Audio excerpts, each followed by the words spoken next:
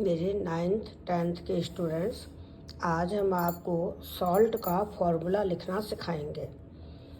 Salt क्या होता है? जो एसिड और बेस की रिएक्शन कराने से सॉल्ट एंड वाटर बनते हैं। तो सॉल्ट जो है, जैसे HCl और NaOH की रिएक्शन कराएं तो NaCl एंड वाटर बनता है। तो NaCl एक सॉल्ट है, इसको हम सोडियम क्लोराइड कहते हैं। और ये रिएक्शन एसिड बेस रिएक्शन या न्यूट्रलाइजेशन रिएक्शन है, क्योंकि एसिड बेस की प्रॉपर्टी को न्यूट्रलाइज करता है। सॉल्ट का फॉर्मूला बनाने के लिए हमने आपको इससे पहले 3 वीडियो शेयर किए हैं, जो आपको प्ले लिस्ट में atomic symbol and molecular formula वाली प्ले लिस्ट में मिलेंगे।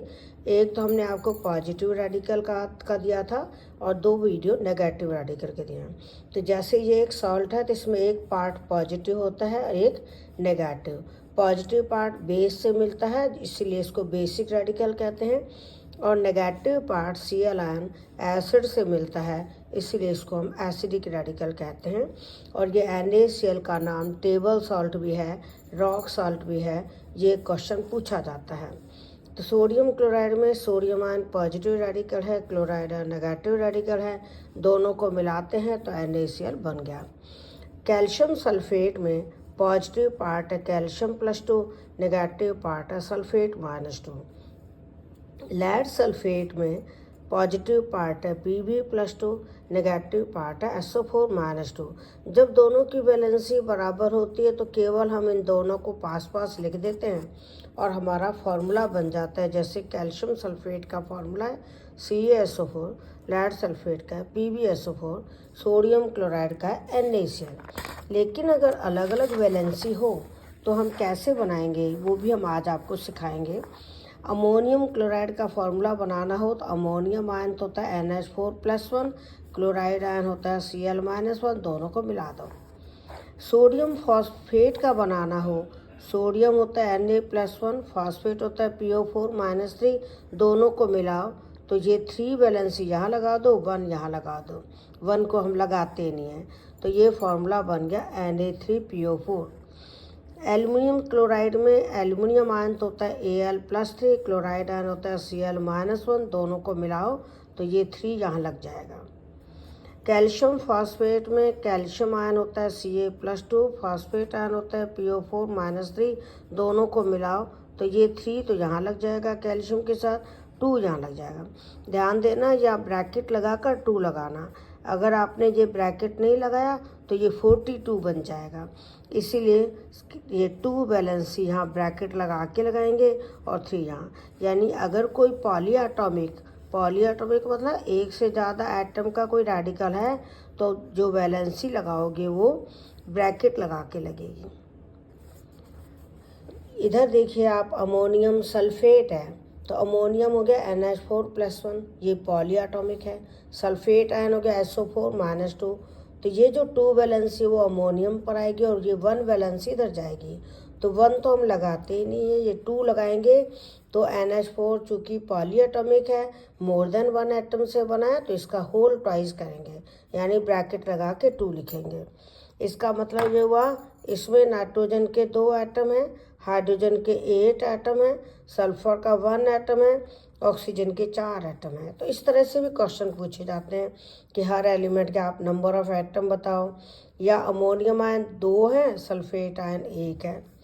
अमोनियम फॉस्फेट, अमोनियम का फॉर्मूला होता है NH4+1, फॉस्फेट का होता है PO4-3, ये 3 तो इधर आ जाएगा, 1 इधर आ जाएगा, तो ये 3 ब्रैकेट लगा के लगाएंगे।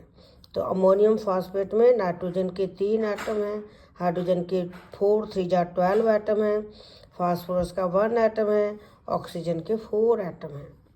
अमोनियम नाइट्रेट, अमोनियम को लिखते हैं NH4+1, नाइट्रेट को लिखते हैं NO3-1, दोनों को मिला दो क्योंकि दोनों की बराबर वैलेंसी है, कट जाती है। पोटेशियम कार्बोनेट, पोटेशियम का सिंबल होता है K+1, कार्बोनेट का होता है CO3-2, ये 2 तो यहाँ लगा देंगे K के नीचे और 1 यहाँ लगा देंगे। 1 लगाते नहीं है, अंडरस्टूड है। तो पोटेशियम कार्बोनेट का ये फॉर्मूला बना K2CO3, जिसमें आपको दिखेंगे पोटेशियम के 2 एटम हैं, कार्बन का 1 एटम है, ऑक्सीजन के 3 एटम है। तो इस तरह का भी क्वेश्चन आता है 9th 10th में।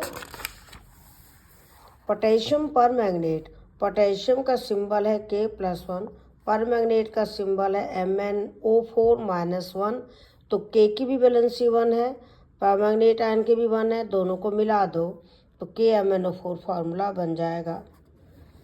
पोटेशियम सल्फेट, K का है K+1, सल्फेट है SO4-2, तो K2SO4 बन जाएगा। ये 2 इधर आ जाएगा, 1 अंडरस्टूड है इधर जाएगा।